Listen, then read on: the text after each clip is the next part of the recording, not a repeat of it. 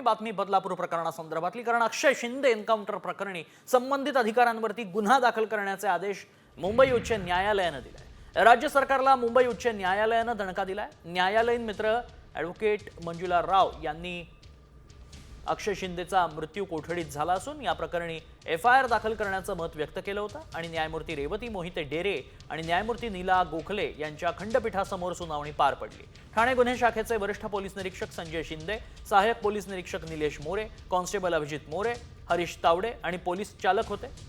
तळोजा कारागृहातून ठाणे गुन्हे शाखेच्या कार्यालयात नेत असताना अक्षय शिंदेचा एन्काउंटर करण्यात आला होता। अक्षय शिंदेचा एन्काउंटर हा बनावट असल्याचा दंडाधिकारी कोर्टाने अहवाल दिलाय। अक्षय शिंदेच्या संदर्भात संबंधित पोलिसांवर कारवाई करण्याचे आदेश झालेले असतील तर पोलीस हे एक साधे त्याला आपण काय म्हणतो सॉफ्ट टार्गेट आहेत।